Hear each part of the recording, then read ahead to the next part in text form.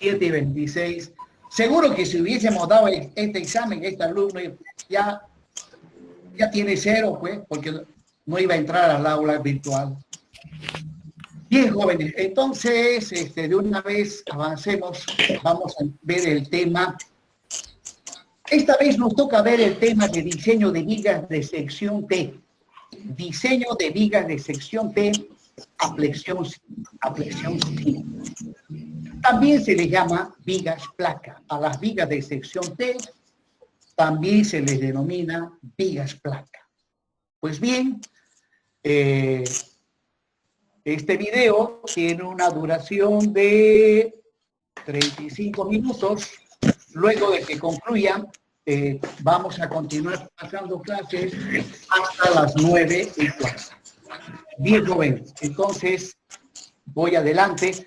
Al final voy a admitir las consultas o dudas que tengan sobre este tema. Disculpe, ingeniero, creo que no está grabando igual. Tiene razón. No, está bien.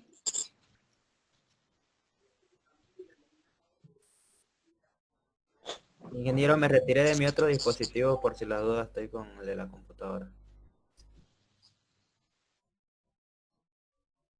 En la mayoría de las estructuras de hormigón armado, y en particular en los entrepisos de edificios de altura. No se ve el video, ingeniero. Sí, le escucho. ¿Qué dice?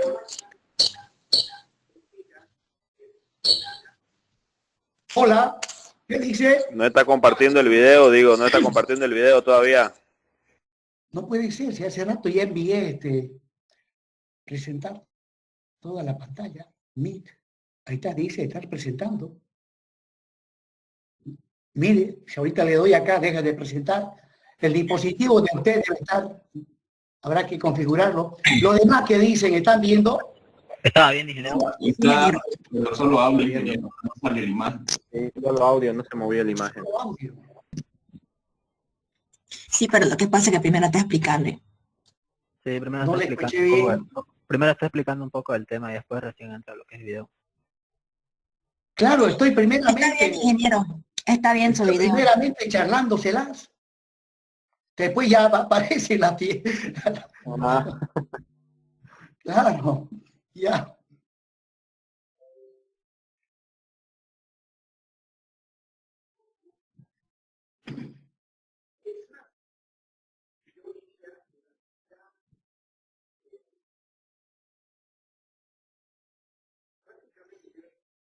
Todas las vigas trabajan como vigas de sección T. Sin embargo, la mayoría de las aplicaciones destinadas al análisis de estructuras, por razones a que aún no se ha desarrollado las herramientas necesarias para hacer un análisis más exacto, lamentablemente a esas vigas que son de sección T, las diseñan como si fuesen vigas de sección rectangular, cosa que no es así. Reitero, en edificios en particular, las vigas trabajan como vigas de sección T, principalmente las vigas que están al interior de la estructura, y las vigas de borde también trabajan como vigas de sección T, aunque para ser más exactos, las vigas de borde son vigas de sección en L. De sección en L. Sin embargo, a esas vigas de borde de sección en L también se las diseña como si fuesen vigas de sección T. Pero obviamente, en cálculos que nosotros los ingenieros los realizamos a mano. Pero ya les comenté que la mayoría de las aplicaciones no hacen ese diseño. ¿En qué consisten las vigas de sección T? pueden ver ahí en la pantalla una viga simplemente apoyada y justamente es de sección T, claramente se lo puede ver. Este tipo de vigas se caracterizan en principio por tener en la parte superior una losa, también denominado placa. Y junto con la placa o losa, ¿no?, tenemos monolíticamente unido a la placa una viga que lleva el nombre de nervio. Aunque la nomenclatura varía de un libro a otro, de un autor a otro, ¿ya? A la parte superior tradicionalmente se le denomina placa o losa, aunque hay algunos libros de procedencia norteamericana que le llaman patín, ¿no? Y luego, debajo de la losa está el nervio, que también algunos autores le denominan el alma de la viga. Bueno, en principio las vigas de sección T, como en el caso que les estoy mostrando, que es una viga simplemente apoyada, la losa o la placa tiene un ancho que inicialmente le denominamos el ancho real de la placa. El ancho real de la placa. Pues bien, este tipo de vigas generalmente soportan cargas. Y las cargas son cargas uniformemente distribuidas sobre la placa. O sea, recibe las cargas, ¿ya? Obviamente esas cargas son de diversa índole, pero las que más se manejan son dos: la carga muerta y la carga viva. En este caso, el peso propio de la viga ha de representar la carga muerta. Y luego la carga viva, lo estoy representando en la pantalla con color azul, ¿no? Bueno, al final de cuentas, sumando la carga muerta más la carga viva y aplicando los correspondientes coeficientes de seguridad o factores de ponderación, así le llama la norma americana, determinaremos la carga última en toneladas por metro cuadrado. Bien, una vez definidas las dimensiones geométricas de la viga de sección T y la carga última con la cual obviamente hacemos el diseño, el modelo matemático que nosotros utilizamos lamentablemente no es como se muestra en la pantalla, tridimensional, sino que el modelo que manejamos consiste en una viguita simplemente apoyada de una cierta luz L sometida a una carga linealmente distribuida. Ese es el modelo que nosotros manejamos principalmente cuando hacemos cálculos a mano.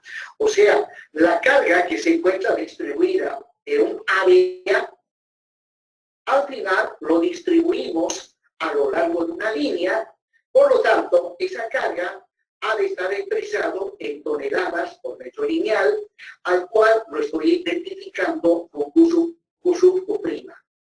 ¿Cómo determino Q sub O'? Ya lo hemos visto en varios ejemplos. Q sub O' es simplemente el producto de la carga superficial en toneladas metro cuadrado por el ancho real de la placa o de la losa que es parte de la viga de sección T. Es de esa manera que nosotros administramos el manejo de las cargas para el diseño de vigas de sección T. Bien, a continuación vamos a ver con detalle las características geométricas más relevantes para vigas de sección T que trabajan a presión simple. Pues bien, ahí está la sección T de la viga que estuvimos viendo hace un momento, y esta viga se caracteriza por estar definida por los siguientes parámetros geométricos. La parte superior, la losa, básicamente se denomina placa, y lo que cuelga por debajo de la placa se denomina nervio. Aunque, como mencioné hace un instante, algunos libros a la placa le dan un nombre diferente. A lo que está arriba le denominan patines, ¿ya? El patín concretamente, en vez de placa, utilizan el término patín. Y en lugar de decir nervio, utilizan el término alma, el alma de la vida. Bueno, ya saben ustedes que no solamente los seres humanos tienen alma, también las vigas de sección T tienen alma. Bien, jóvenes. Entonces, en cuanto a las dimensiones geométricas, por un lado tenemos B sub W, que es el ancho del nervio. H, la altura total de la sección transversal. Luego, el espesor de la placa y la altura del nervio. La altura del nervio. Y lo que había mencionado hace un momento, el ancho real de la placa, ¿no? Inmediatamente, vuelvo a repetir, B sub R, el ancho real de la placa, HF, el espesor de la placa, H, la altura total de la sección T, B sub W, el espesor o ancho del nervio o el ancho del alma, y H sub W, la altura del nervio. Prosiguiendo. Continuando con esto de las características geométricas de vigas de sección T, a continuación vamos a ver un tipo especial de vigas de sección T que generalmente se lo materializa cuando se construyen puentes, ¿no? Donde las luces y las cargas en las vigas obviamente son de gran magnitud. Por tal motivo, las vigas de puentes que son de sección T llevan cartabones. Bueno, exactamente, ¿qué son los cartabones? Ahí ven la diferencia de la sección transversal comparada con la anterior. Observen que en la intersección del nervio y la placa aparece un chanfle, ¿no? En este caso de aproximadamente 45 grados de inclinación, un chanfle al cual se le denomina cartabones. Entonces, cuando una viga de sección T lleva cartabones, lo que interesa es conocer la altura del cartabón y el ancho del cartabón, H sub C y B sub C. Pues bien, ahí están ya los parámetros geométricos anteriormente explicados, y en el caso de vigas de sección T con cartabones, H sub C, la altura del cartabón, y B sub C, el ancho del cartabón. Y como dije hace un momento, vigas de sección T con cartabones se utiliza cuando se tiene grandes luces y grandes cargas, ya que los cartabones cumplen la función de darle mayor rigidez a la placa. Porque para cuando se tienen grandes cargas, no es conveniente que la placa sea flexible o demasiado flexible. Y en esos casos, al introducir los cartabones, logramos darle mayor rigidez a la placa para que así la placa pueda contribuir a la resistencia, obviamente junto con el nervio de la sección transversal, ¿no? Acá emerge una observación que dice que para el caso de vigas de sección T con cartabones, reemplazar B sub omega, o sea, el ancho del nervio, por B sub omega prima para el cálculo del ancho efectivo de la placa. O sea, aquí aparece un nuevo término que no lo hemos mencionado, dice ancho efectivo de la placa. Lo que hasta el momento he mencionado es el ancho real de la placa, que es B sub R. A continuación vamos a ver el significado del ancho efectivo de la placa.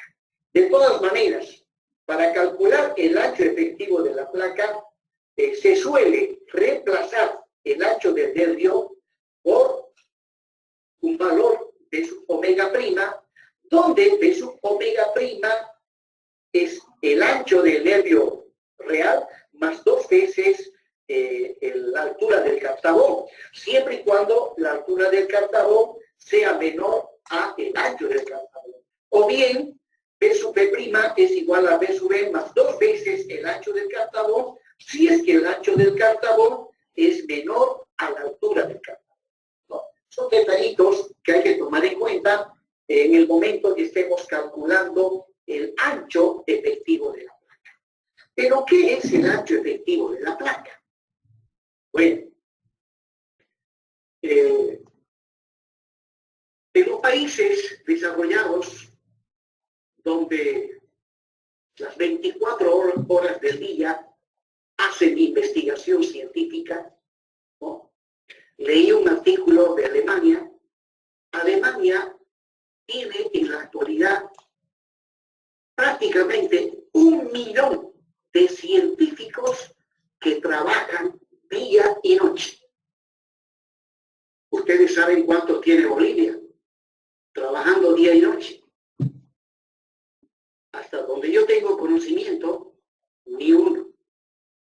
10 jóvenes. Entonces, veamos en qué consiste el ancho efectivo de la placa. Ahí tengo nuevamente a la viga de sección T simplemente apoyada, el ancho real de la placa y, bueno, han hecho ensayos de investigación para estudiar el comportamiento de vigas de sección T aplicándole cargas a la placa, donde estas cargas, en cuanto a su magnitud se refiere, se va incrementando gradualmente hasta hacer que la viga entre en colapso.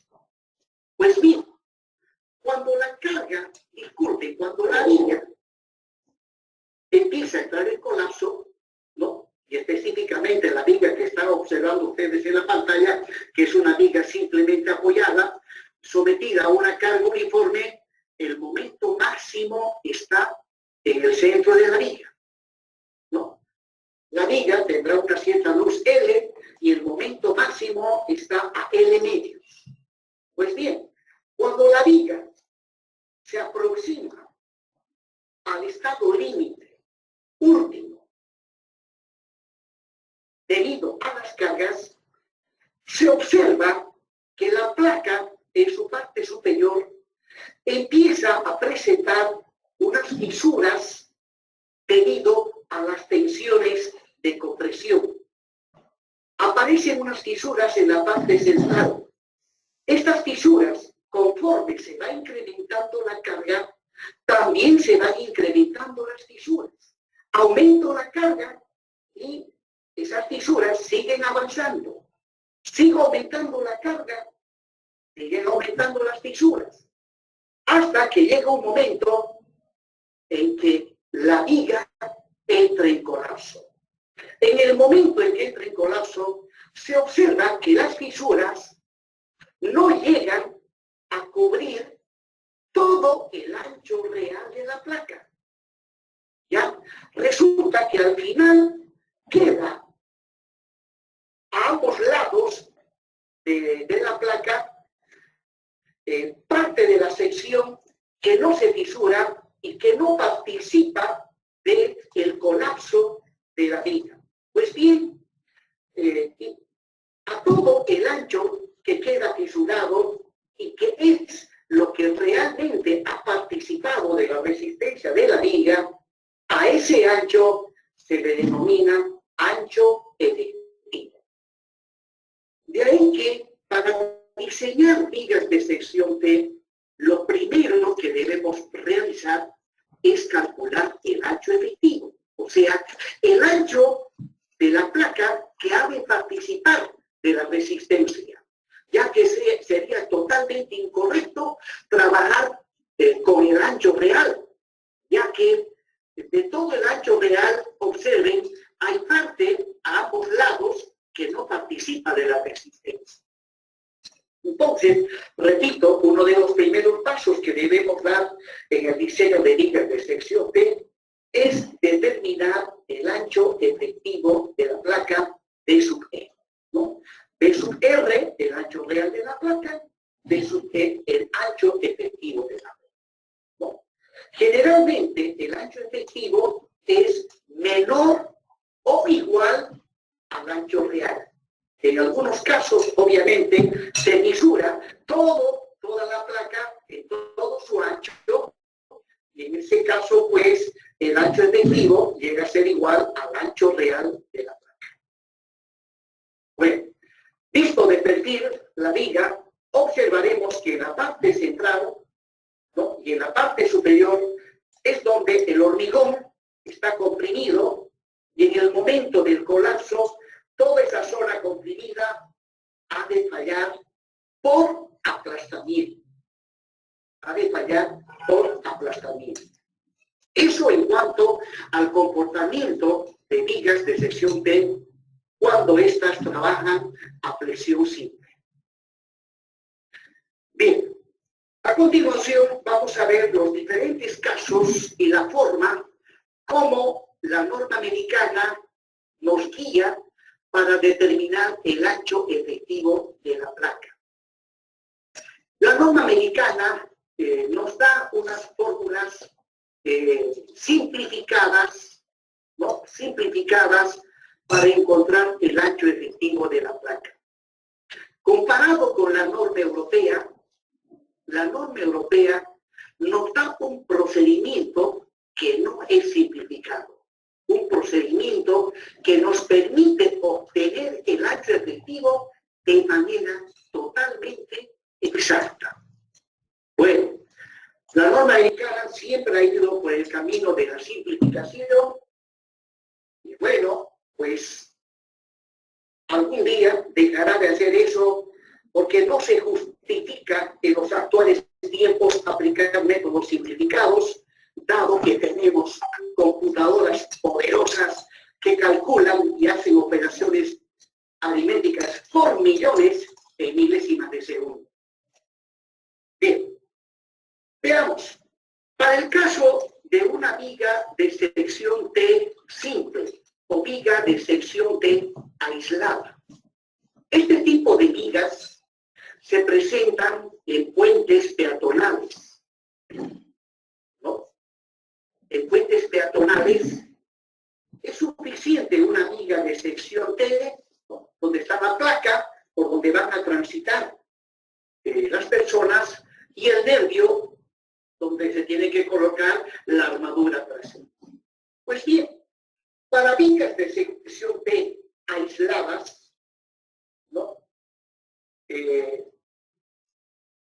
para determinar el ancho efectivo de la placa, ¿no?, ya que necesito conocer para el diseño el ancho efectivo de la placa, la norma americana establece los siguientes parámetros de referencia. Bien, pero antes de ello, continuamos describiendo la sección transversal. Ahí les estoy mostrando el ancho real, el ancho efectivo de la placa, y además, aplicado el momento flector, inmediatamente podemos observar el área sombreada, que es el área que se encuentra comprimida, la posición del eje neutro, ¿no?, midiendo desde el borde comprimido, la posición del eje neutro lo definimos por medio de la letra A. Ya hemos visto eso en vigas de sección rectangular. Y pues tiene que estar la armadura traccionada. En la parte superior, si es que es necesario, hay que colocar también armadura comprimida, ¿no? Entonces, A sub S1 y A sub S2 representan lo que se denomina las armaduras longitudinales. En la parte traccionada, la armadura traccionada, y arriba la armadura comprimida. Sin embargo, en una viga, ya sea de sección rectangular o como en este caso, de sección T, además de la armadura longitudinal, debemos colocar una armadura denominada armadura transversal o estribos, ¿no?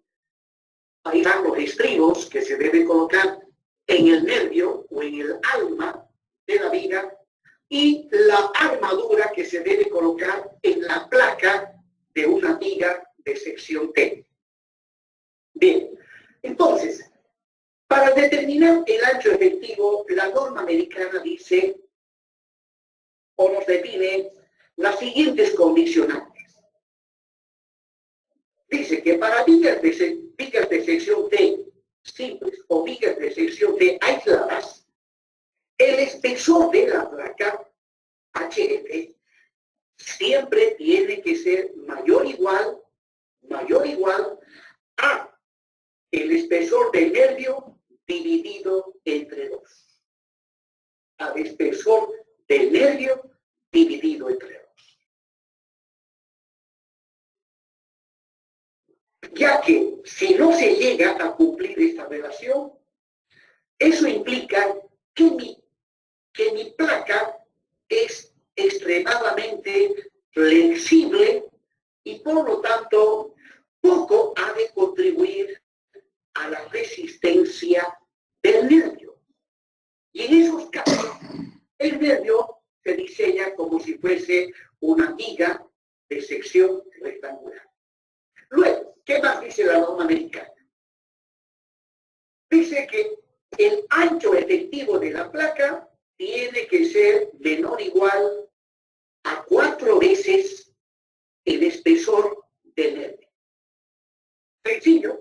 De esa manera se define el ancho efectivo cuando se tiene vigas de sección T aisladas. Vamos al siguiente caso. Para el caso de vigas de sección T múltiples.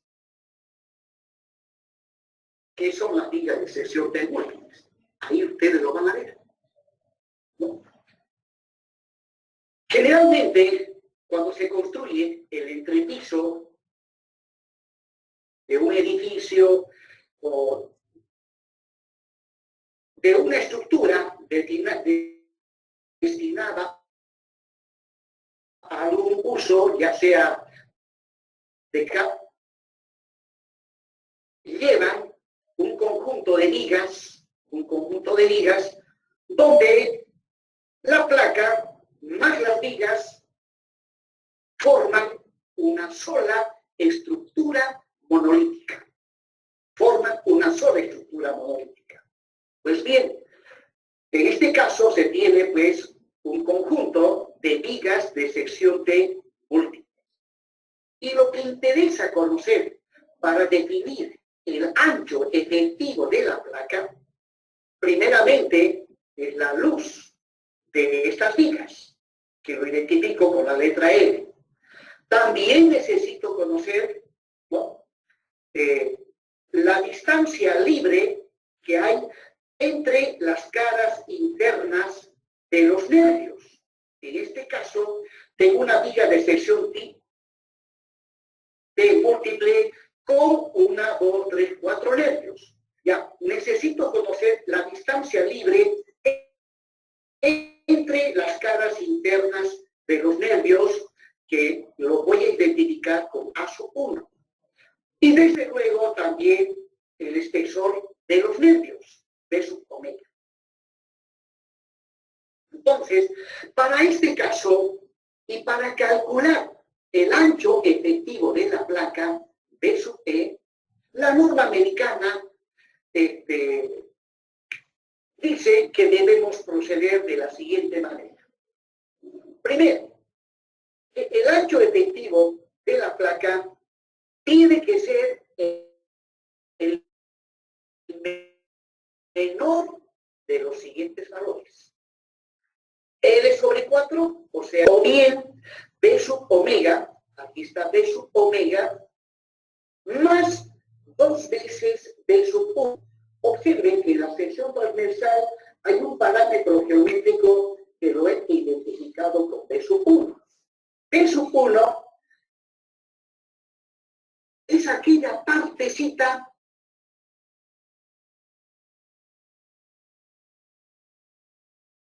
del ancho efectivo, ¿ya?, de la placa que está envolado a sección T. Entonces, B sub omega más 2 veces B sub 1 me ha de dar el ancho efectivo. Sin embargo, al final voy a elegir entre estos dos valores, entre L sobre 4 y B sub omega más 2 veces. Es el menor de los siguientes valores.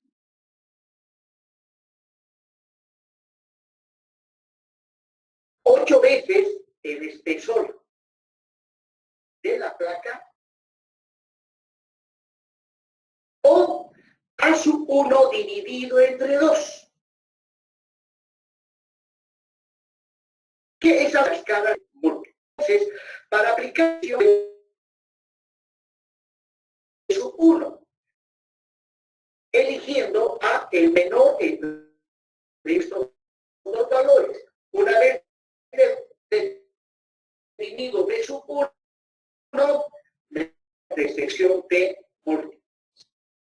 Pues bien, en la vida real, este es el caso más común. Vigas de sección T múltiple. Bien, continuando, a continuación, continuando siempre con esto del ancho efectivo de la placa, vamos a ver las vigas de sección T múltiples, pero del borde. Observen que en este caso, las vigas de borde son estas que estoy indicando con el cursor del mouse, lo mismo es del otro lado, son vigas de borde, y cuando se las diseña, su sección transversal tiene esa configuración. O sea, la viga de borde trabaja junto con una cierta parte de la placa. Es que, como son estructuras monolíticas, ¿ya?, la viga y la losa forman un solo elemento y, por lo tanto, la losa se encuentra rígidamente unida a la viga. Entonces, la viga no trabaja ella solita. Hace que parte de la losa que está adyacente a la viga trabaje junto con la viga de borde. Entonces, en definitiva, lo que voy a tener en este caso es una viga de sección en L. Para vigas de sección en L, que es el caso típico de vigas de borde, el ancho efectivo lo definimos de la siguiente manera. ¿No? Ahí está la parte sombreada. Sombreado arriba, porque observen, mis vigas son simplemente apoyadas, por lo tanto, aplicando una carga sobre la placa, el momento a lo largo de la luz siempre ha de ser positivo, y si el momento es positivo, arriba está comprimido y abajo está traccionado. Pues bien, en este caso empezamos calculando el vuelo eficaz del ala de la placa, en este caso B sub 1, y según la norma americana lo calculamos de la siguiente manera. Dice, B sub 1 es el menor entre los siguientes valores. La luz de la viga dividido entre 12, 6 veces el espesor de la placa. De estos tres valores tenemos que seleccionar el menor. Y luego, una vez determinado B sub 1, el ancho efectivo es simplemente igual a B sub omega, que es el ancho del nervio, más B sub 1. De esa manera, nosotros logramos definir el ancho efectivo de las vigas de sección T, que en líneas generales se dan tres casos. La viga de sección T aislada, la viga de sección T múltiple y la viga de sección T múltiple, pero de borde, la que está en el borde. Bien, jóvenes, hoy hemos empezado con el tema de diseño de vigas de sección T sometidas a flexión simple.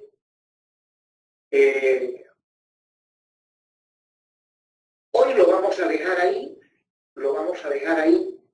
El tema es nomás bastante amplio, ¿ya? Sin embargo, no me ha dado tiempo para concluirlo en su totalidad. De todas maneras, se los voy a mostrar rápidamente lo que viene más adelante.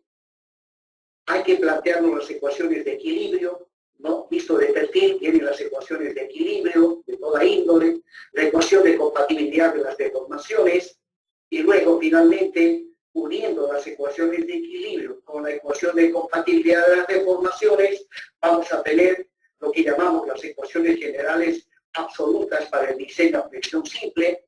Luego vamos a analizar los diferentes casos que se presentan. Hay tres casos especiales que nosotros tenemos que saber interpretar adecuadamente para hacer un correcto diseño. Y el caso que más se presenta es este que se ve en la pantalla. Observen la zona comprimida, ¿no? Tiene una altura A bastante reducida, increíble, en vigas de sección T, ese es el caso más común. Luego, los casos especiales, donde ahí lo estoy mostrando, cada uno, y luego inmediatamente viene el procedimiento para el diseño. ¿Cuál es el procedimiento? Paso a paso, los casos que se presentan cuando se hace el diseño, en total son 3 casos, ¿no? El caso 3, que lo vamos a describir la clase que viene con bastante detalle.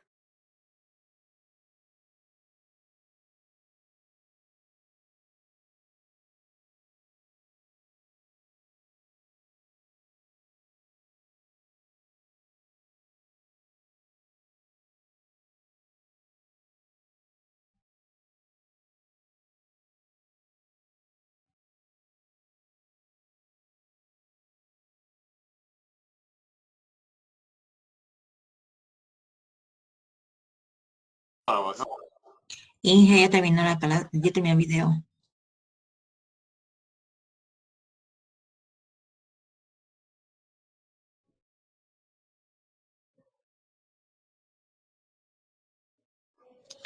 Inge, ¿nos escucha?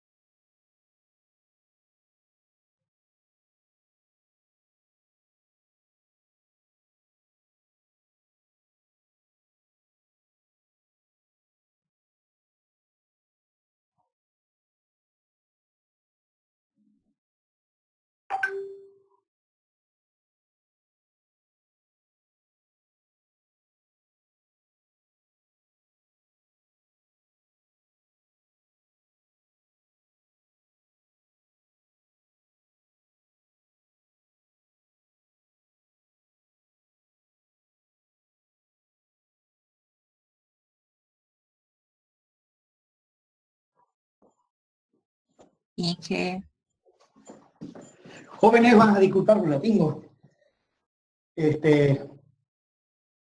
ya terminó el video. Sí, ya concluyó esta partecita. Estamos a las 8:09. Bien,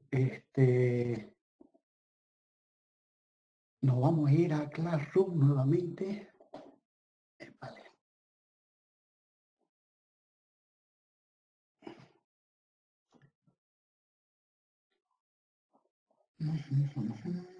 Aquí estamos.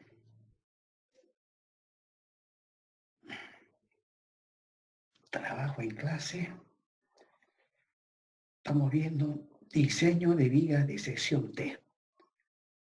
Pues bien, ahora toca ver el tema de las vigas de equilibrio.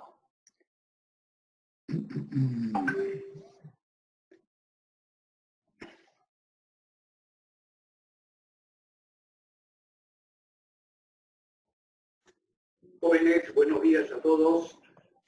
Vamos a dar inicio a la clase de hoy. Continuamos viendo el tema de diseño de vigas de sección T, también denominado vigas placa.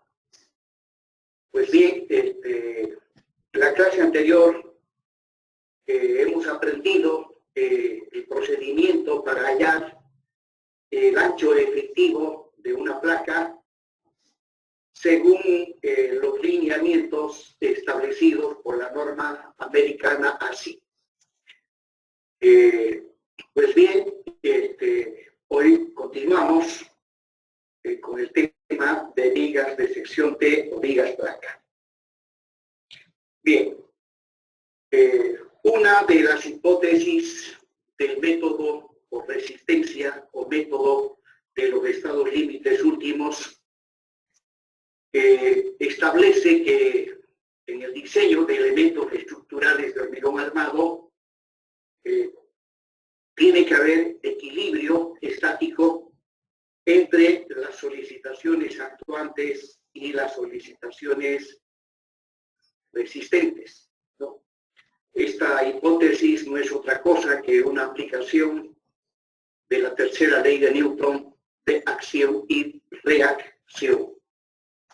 Pues bien, si nosotros agarramos una viga de sección T y observamos una determinada sección transversal de ese elemento cuando está sometido a flexión simple, bueno, aproximadamente tendremos los siguientes detalles. Ahí tengo una parte de la viga de sección T, el cual estoy indicando que el extremo derecho está libre, el extremo izquierdo empotrado, y pues generalmente las secciones T tienen un eje de simetría. Es más, esa es la condición básica para tener un caso de flexión simple. La sección transversal en estudio deberá tener sí o sí un eje de simetría.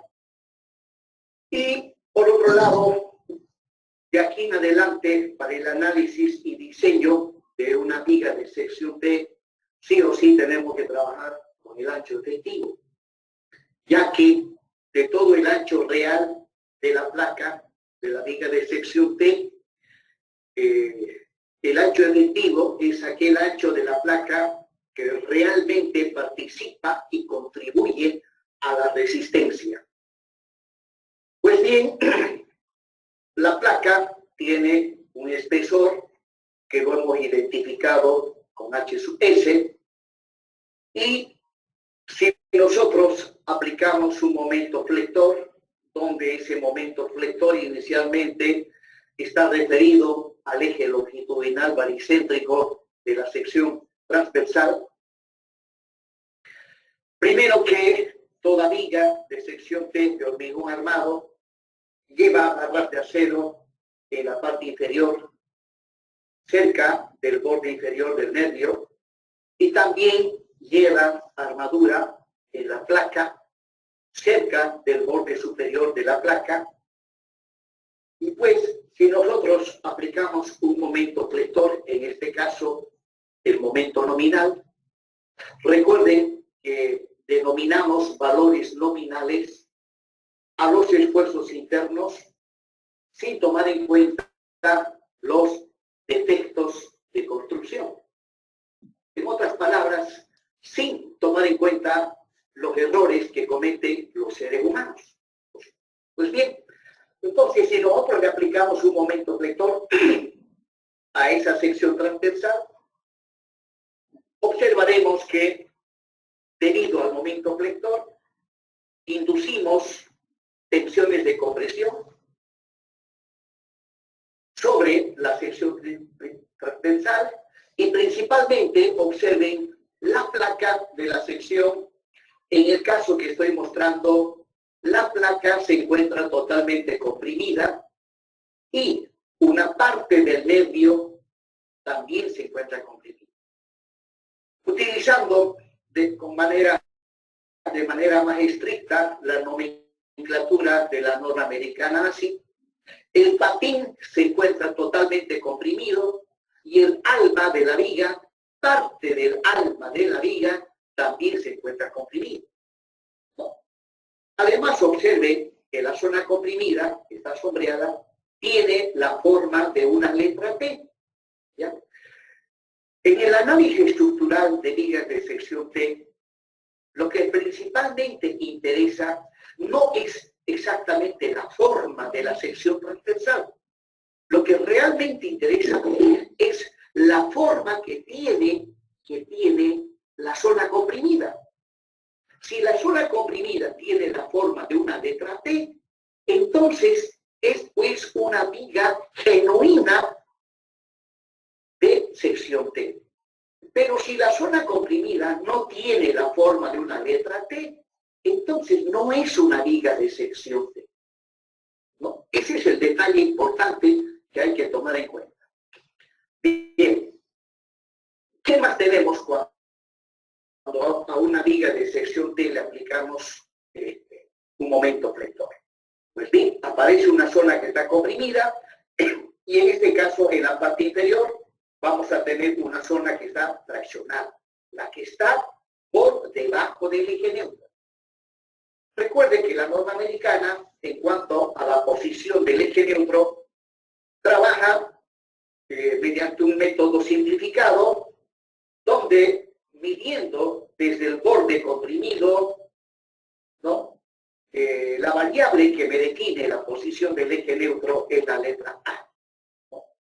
La variable, ya que el eje neutro puede estar más arriba o puede estar más abajo. Ahí está la posición del eje neutro. Y este eje neutro, que es el eje neutro ficticio o simplificado, recordaremos que es igual al producto de un coeficiente de corrección beta sub 1 multiplicado por el eje neutro verdadero. ¿No? El eje neutro verdadero, la norma americana, lo representa por medio de la letra C. La norma europea, a la letra A lo representa por la letra Y y la letra C por medio de la variable X. Bien, jóvenes. Continuemos con el dejador. ¿Qué más tenemos cuando le aplicamos un momento flector a una viga de sección T? Bueno, primero una zona queda comprimida y la otra zona queda traccionada. Y en la zona comprimida aparecen tensiones de compresión, ya que, según la tercera ley de Newton, a toda acción siempre hay reacciones, una o más reacciones.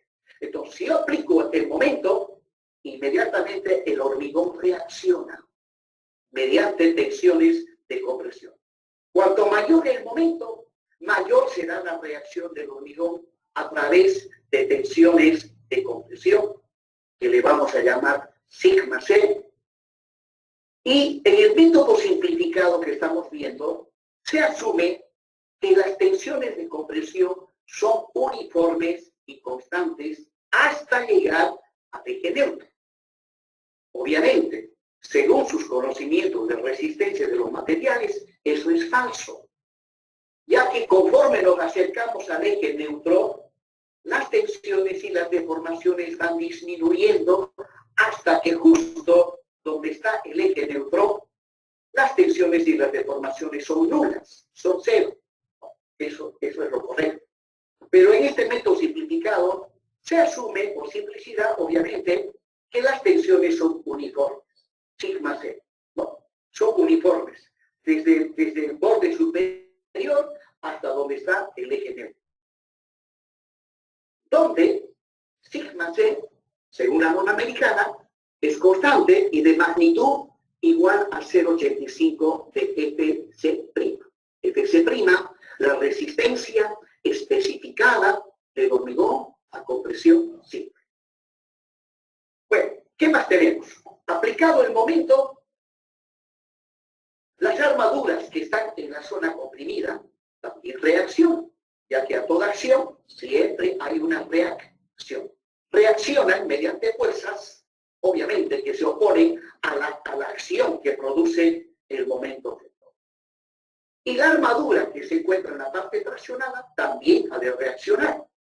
En este caso, las armaduras de la zona comprimida reaccionan con fuerzas que de manera genérica la puedo llamar C sub S J, donde J es un subíndice que varía desde 1 hasta cuantas fuerzas tenga ahí.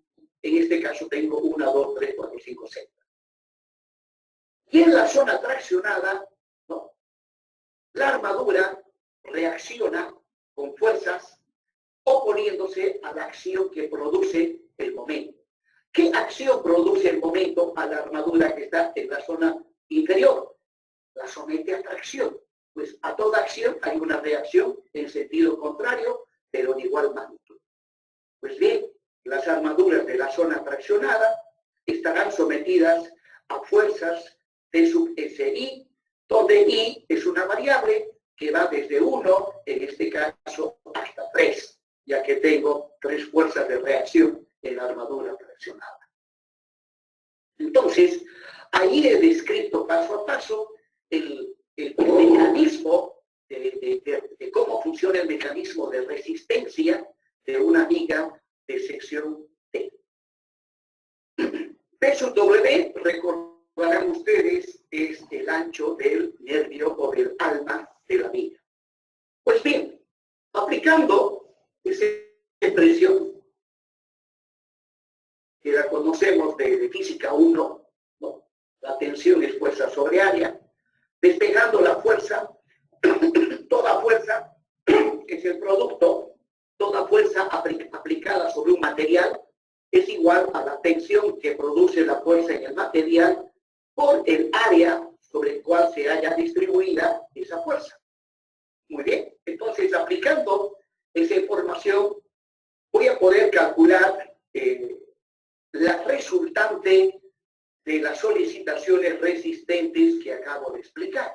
Por ejemplo, para encontrar C sub C, recuerden que C sub C es la resultante de las tensiones de compresión en el hormigón. En este caso, para el hormigón, lo que tengo, y está con color rojo, es un volumen de tensiones. Es un volumen de tensiones. Por lo tanto, para encontrar la resultante, debo multiplicar la tensión sigma C, ¿ya?, que me da esta dimensión, por el área A sub C0. El área A sub C0 es toda la área que se ve ahí sombreada, que tiene la forma de una letra T. Bueno, se puede hallar el área de esa zona que está sombreada y que tiene la forma de una letra T de varias maneras. Una de ellas es dividiendo el área sombreada en dos partes. Primero, las alas a ambos costados. Primero las alas. Y luego el nervio desde el eje neutro hasta el borde superior, ¿no? Recuerden, observen, estoy dividiendo el área sombreada en dos partes. Primero las alas que están a los costados y luego el nervio, ¿no?, cuya área va desde el eje neutro hasta el borde superior de la placa. Y el nervio está en la parte del centro y las alas en los costados. Entonces, en cada ala voy a tener tensiones y la resultante de las tensiones que hay en las alas ha de caer sobre el eje de simetría. Lo mismo, la resultante de las tensiones en el nervio ha de caer también sobre el eje de simetría. ¿Ya? Entonces, A sub C0 lo divido en dos partes. Haciendo eso, miren, ya C sub C se va a dividir en un C sub C1 más un C sub C2, donde el C sub C1, ¿ya?, es la resultante de las tensiones que actúan sobre el nervio. Y el nervio, dije, va desde el eje neutro hasta el borde superior. Por lo tanto, la tensión es 0,85 de Fc'.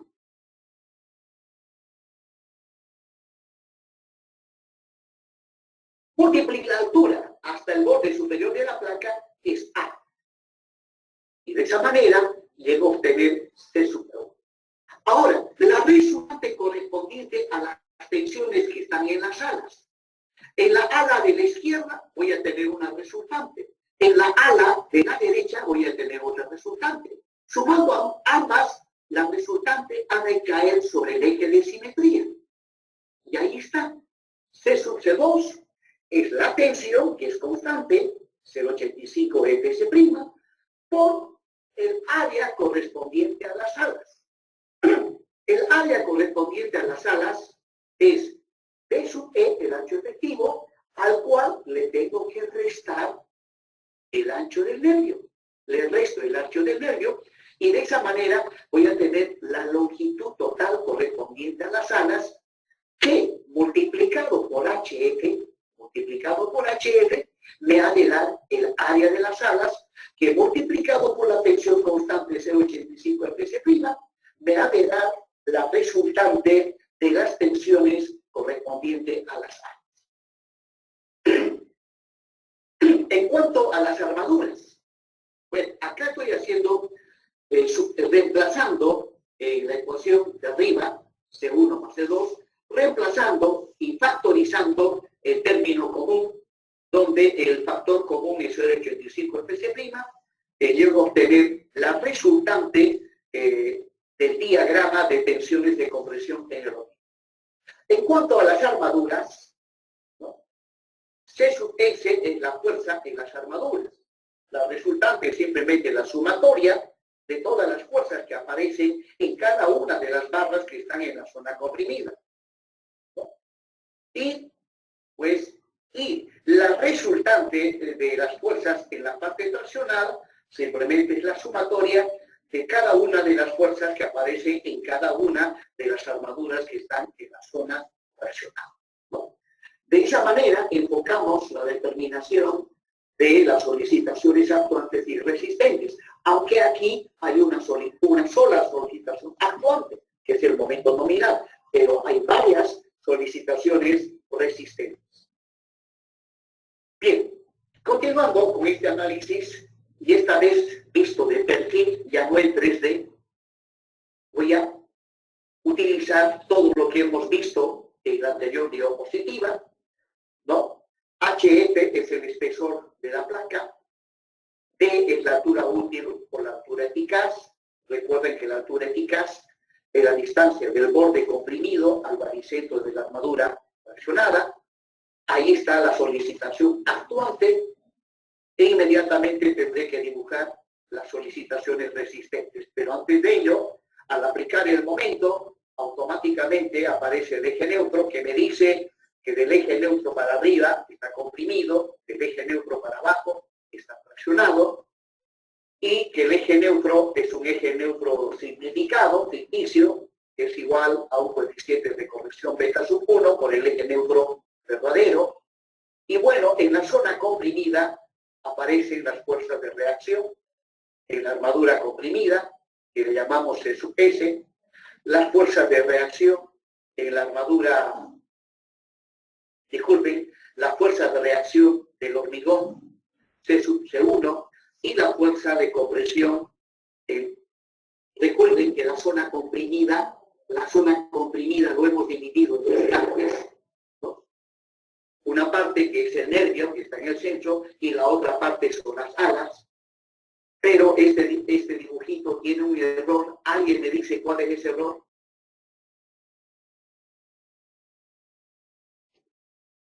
¿El sentido? ¿El sentido de quién? De las fuerzas de compresión del hormigón. No, evidentemente el sentido, pero es de la armadura C sub S, ¿no? Esta es la acción y estas son reacciones.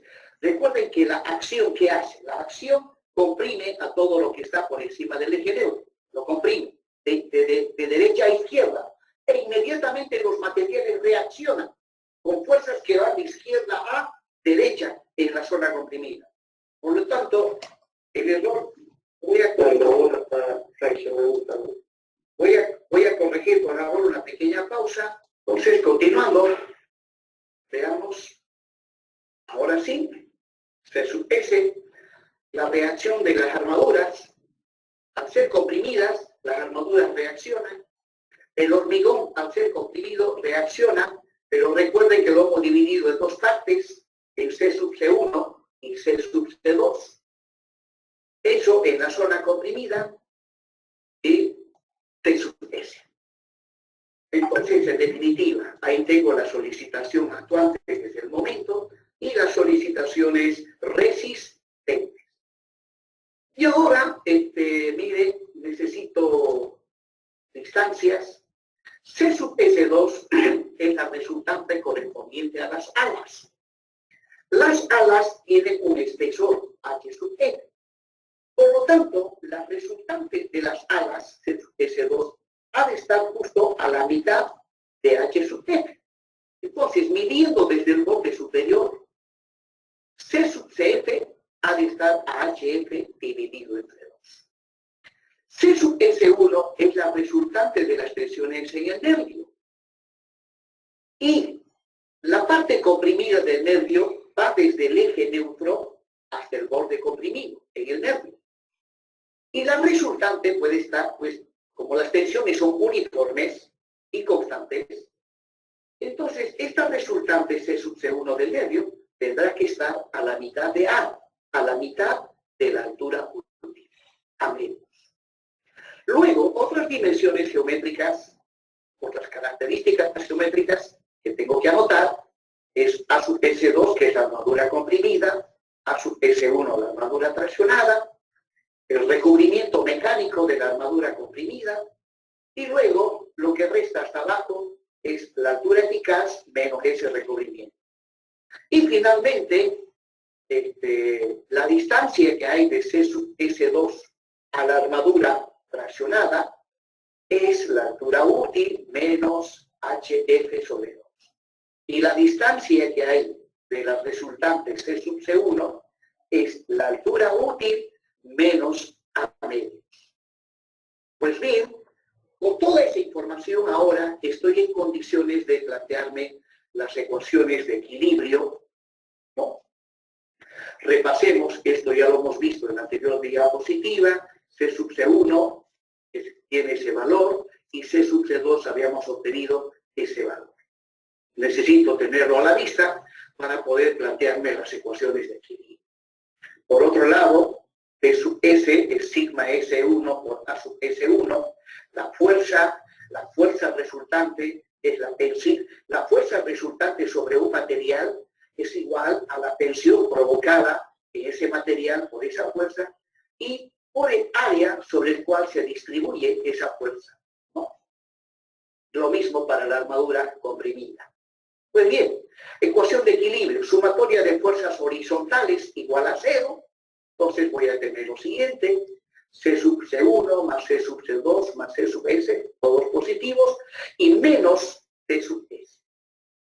Bueno, lo que debo hacer a continuación es reemplazar en esta ecuación de equilibrio los valores anteriormente mostrados. Reemplazando en cada uno de estos términos, llego a esa expresión, ¿no? C sub C1 está acá, C sub C2 acá arriba, C sub S está acá y T sub S ahí. Donde sigma S1 y sigma S2 son las tensiones en las armaduras traccionada y comprimida respectivamente.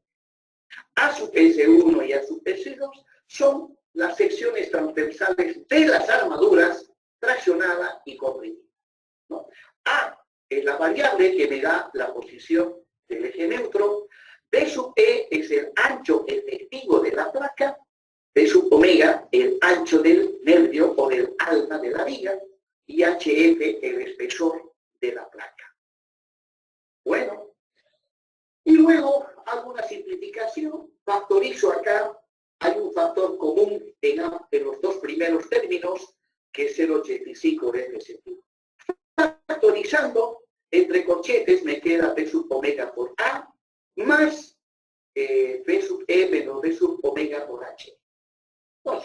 Esa llegaría a ser nuestra primera ecuación de equilibrio.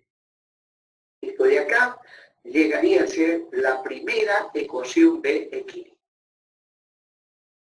Bien, jóvenes. Entonces, continuando con esto que son las ecuaciones de equilibrio,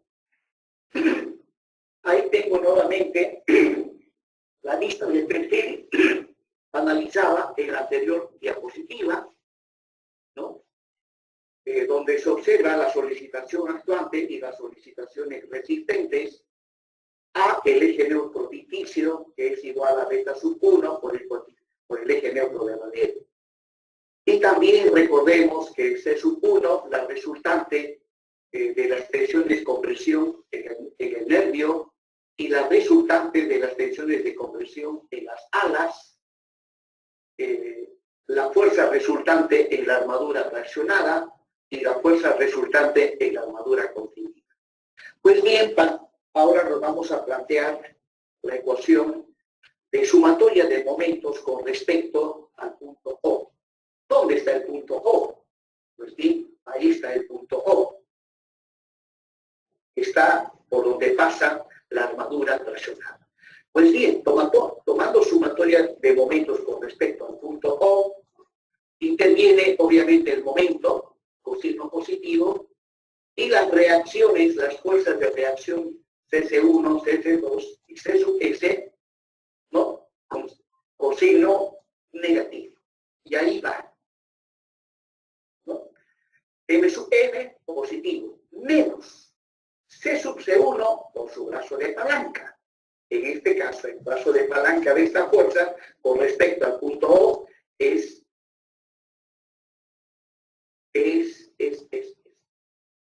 aquí otro error. De menos a medio está. De menos a medio. Sí, acá tiene que venir a medios. Y luego, C sub C2, su brazo de palanca, es de menos HF sobre 2. Y finalmente, menos C sub S, el brazo de palanca de C sub S con respecto al punto O es de menos R2. Ahí están los valores que estuve mencionando y la sumatoria de momentos con respecto al punto O, y el punto O está ahí. Pues bien, si tomo sumatoria de momentos con respecto al punto O, pues esta fuerza T sub E no interviene. ¿Por qué no interviene? Alguien me dice, ¿por qué no interviene T sub S en la sumatoria de momentos? Porque no hay brazo de palanca. Correcto, no hay brazo de palanca. La línea de acción de la fuerza T sub S pasa por el centro de momentos y por lo tanto pues no tiene brazo de palanca. Bien, entonces M sub N ha de producir momento positivo y las fuerzas de reacción producen momento negativo, ¿no? Y C sub C1 por su brazo de palanca de menos a medios, C sub S2 por su brazo de palanca de menos HF sobre 2 y luego reemplazando aquí C sub 1, C sub 2 y C sub S que lo tengo acá arriba, voy a llegar a esa expresión. C sub S1 es el 85 TC' de sub omega A. C sub S2 está acá arriba, lo he reemplazado. Y luego hago algunas simplificaciones. Veamos, lo que hago es factorizar entre el segundo y tercer término, hay un factor común, 0,85 S'. Lo factorizo y luego entre paréntesis me queda B sub W por A por su brazo de palanca de menos a medios y aquí también, y el resto se mantiene igual. Y de esa manera obtengo la segunda ecuación de equilibrio. La segunda ecuación de equilibrio, donde M sub N es el momento nominal. O sea, el momento sin tomar en cuenta los defectos de construcción. Por ejemplo, si alguien me da las armaduras, me da las dimensiones de la sección transversal, me da la posición del eje neutro y todo,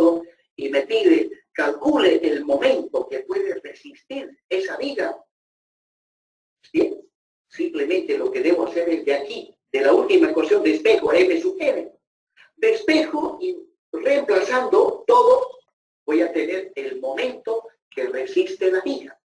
Pero ha de ser un momento sin tomar en cuenta los defectos de construcción, ¿no? Porque en esta última ecuación no está el coeficiente que tome en cuenta los defectos de construcción. Bien, continuando con las ecuaciones. Entonces, haciendo un resumen de las dos ecuaciones de equilibrio, ahí está la primera, ahí está la segunda, y luego, a continuación, tengo que tomar en cuenta los defectos de construcción. Por lo tanto, tanto la primera como la segunda ecuación multiplico por el factor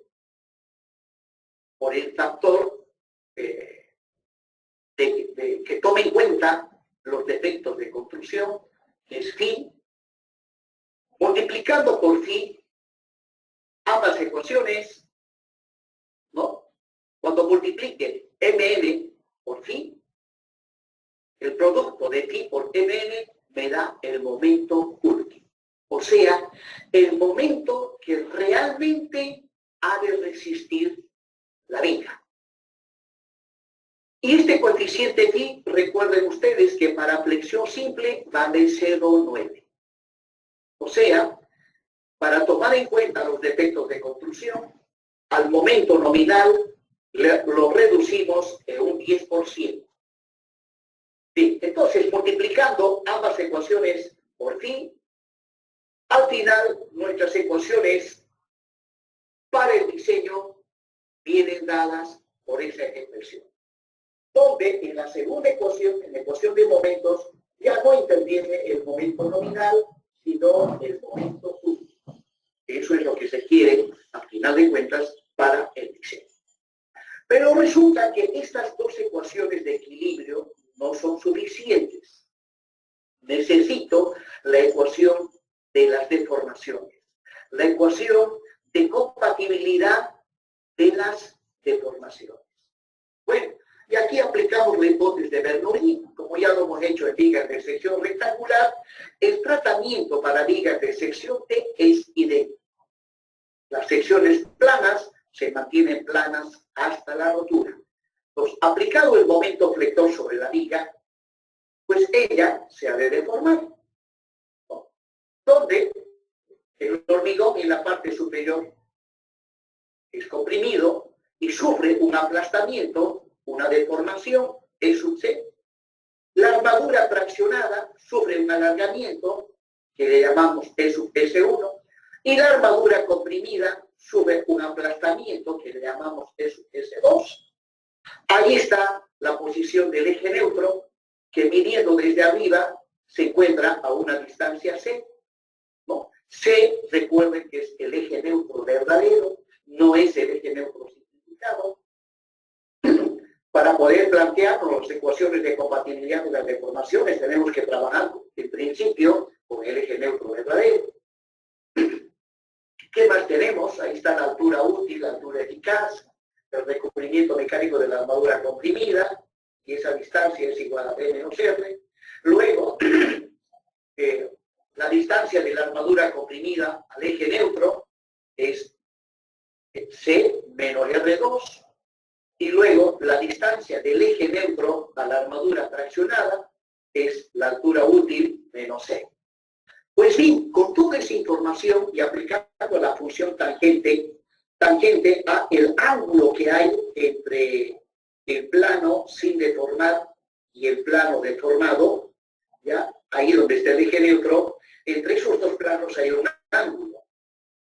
Bueno, aplicando la función tangente a ese ángulo, a los diversos triangulitos que aparecen aquí, llegamos a plantearnos la ecuación de compatibilidad de las deformaciones, ¿no?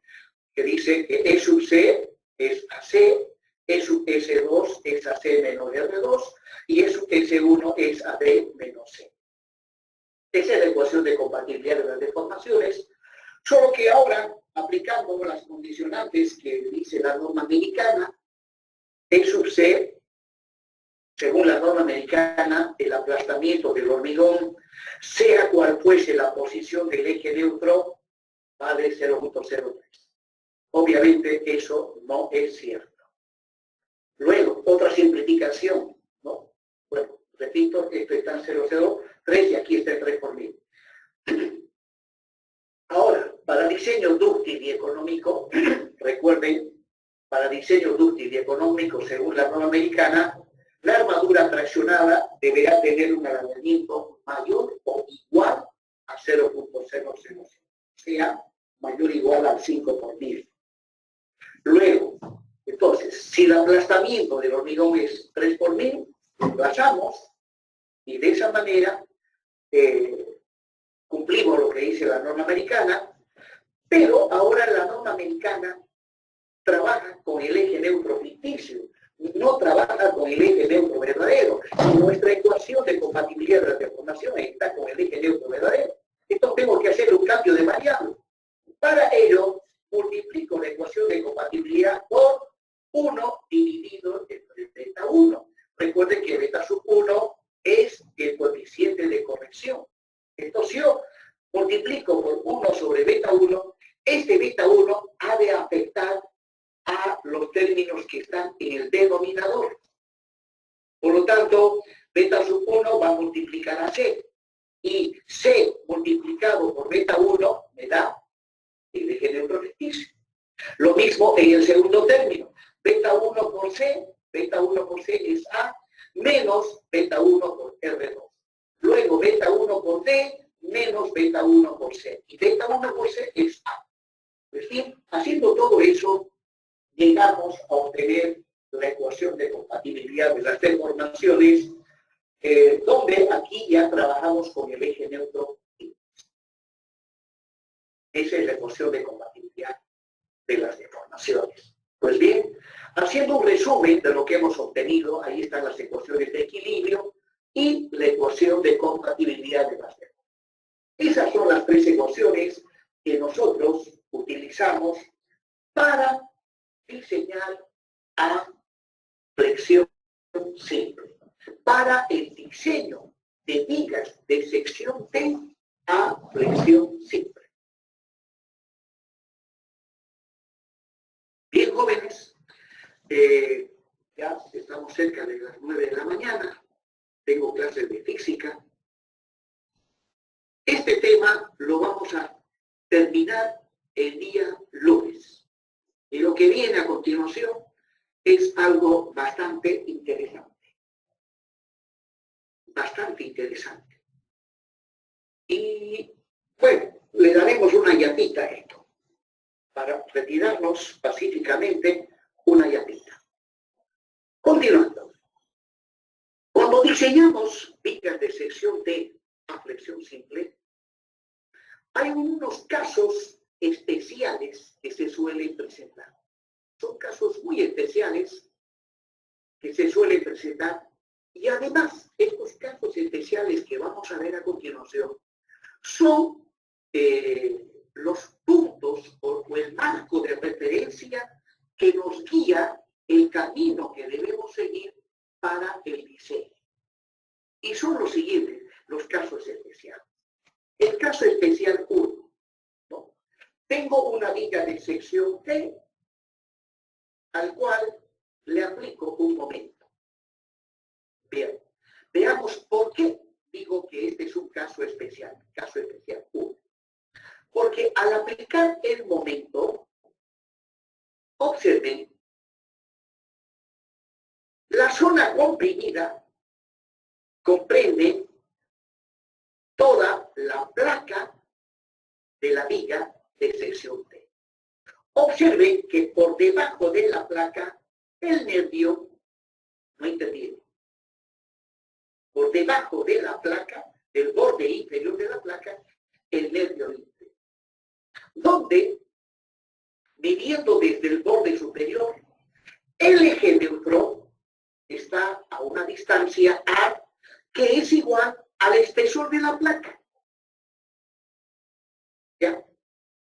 A es la variable que me da la posición del eje neutro, que se mide desde el borde superior. Pues bien, en este caso, el eje neutro es igual al espesor de la placa. Por eso es un caso especial, ya que toda la placa se encuentra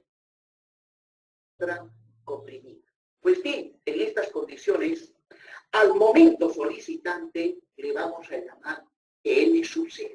¿No? Por lo tanto, en nuestra mente tiene que estar que M sub 0 es el momento para el cual el eje neutro está en el borde inferior de la placa y por lo tanto toda la placa está comprimida.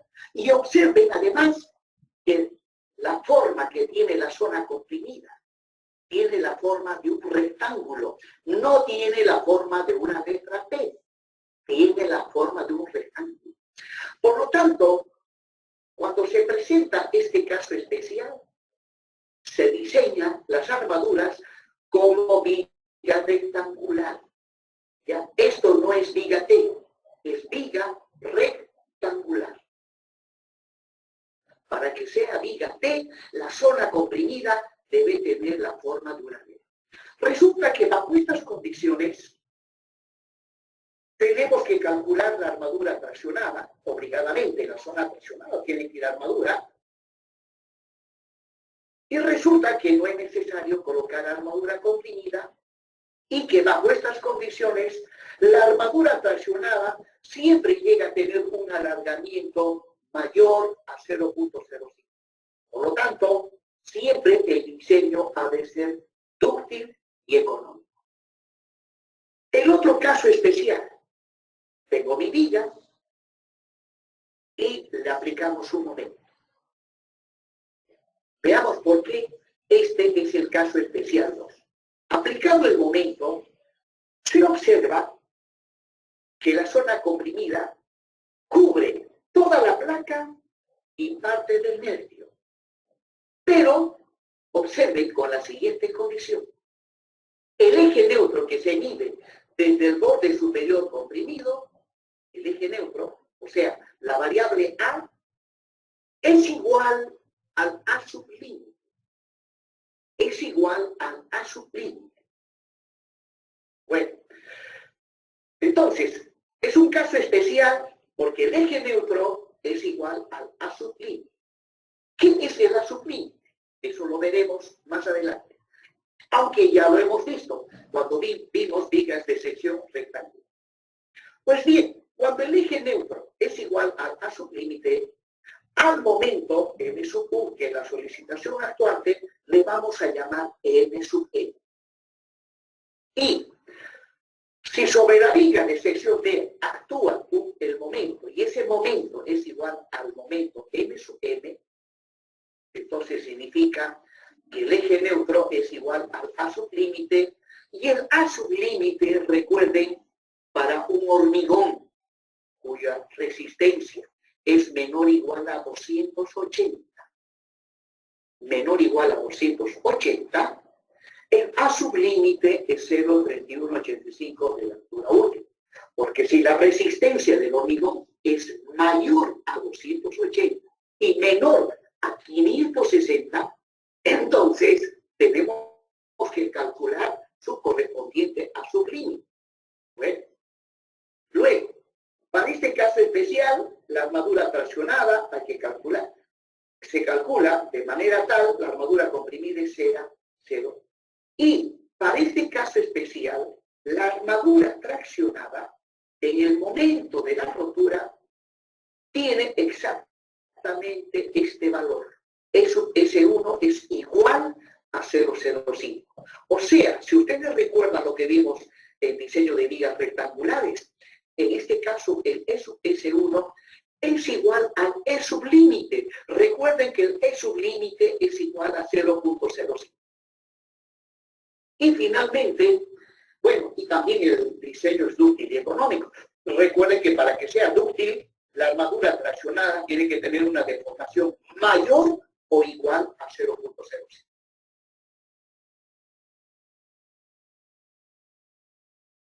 Y finalmente, el caso especial 3 se da cuando a la viga que estamos diseñando le aplicamos un momento M sub U, ¿ya?, que comprime a toda la placa, comprime también al nervio, de manera tal que el eje neutro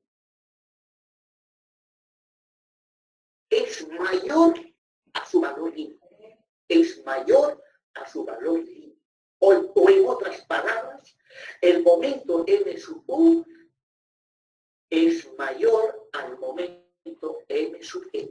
Pues bien, bajo estas condiciones, la armadura traccionada hay que colocar el distinto de 0 y resulta que en este caso especial 3 se necesita armadura comprimida, ya que el eje neutro es mayor al valor límite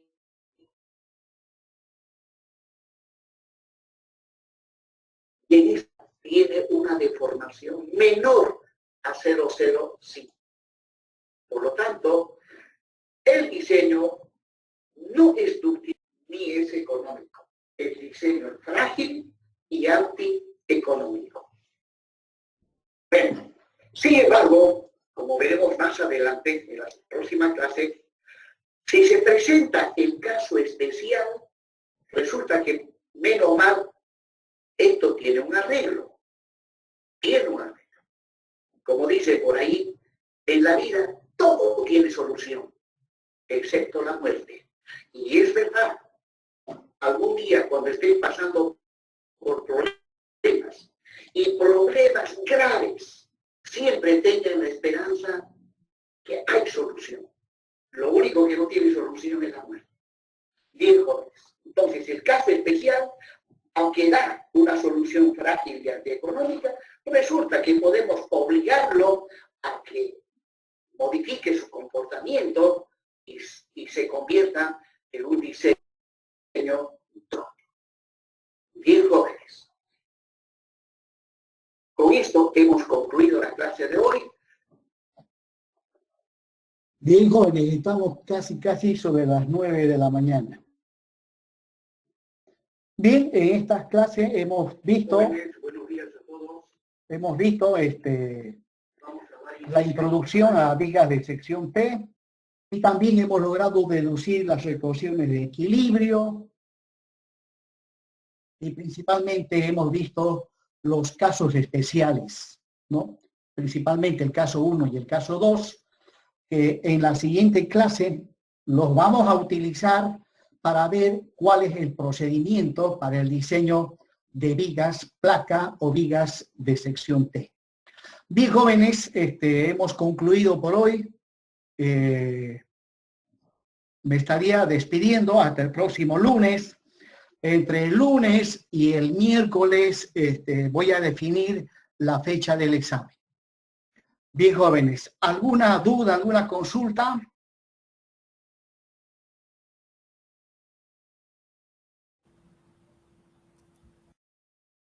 Bueno, puedo ver que justo se han quedado la cantidad de alumnos que normalmente vienen. Había más de 100 alumnos. Observen, ahora quedan 65. Pues bien, se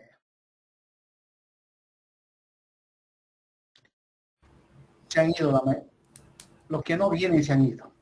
Bien, jóvenes, entonces me despido hasta el próximo lunes. Ingeniero, una preguntita. Adelante. Para el examen se trataba de los temas de flexión simple y flexión compuesta, dijo, ¿no? Sí, hasta flexión compuesta. Ya, en el caso de que tu excentricidad, cuando divides el momento entre la normal, sea un poco mayor a la altura útil, que es D menos R2 sobre 2, o sea, estaría en el recubrimiento tu normal, en ese caso se consideraría flexión con compresión con gran excentricidad. Desde luego que sí. E sub 0, que es la excentricidad inicial o de primer orden, que se obtiene dividiendo el momento último dividido entre el normal último, tiene que ser mayor o igual a D menos D2 sobre 2. O D menos R sub 2 sobre 2. Tiene que ser mayor o igual. Si se cumple esto que acabo de mencionar, entonces tienen que diseñar a flexión compuesta. Si no se cumple, significa que habría que diseñar a compresión compuesta, ¿no? Compresión compuesta es una cosa y flexión compuesta es una cosa diferente. ¿Ya? En este caso hemos avanzado hasta flexión compuesta. No hemos visto aún compresión compuesta. Muy bien. Bien, jóvenes, entonces, si no hay más consultas, nos estamos viendo el día lunes. Hasta luego a todos ustedes. Hasta luego, ingeniero. Hasta luego. Hasta luego, ingeniero. Hasta luego, hasta luego.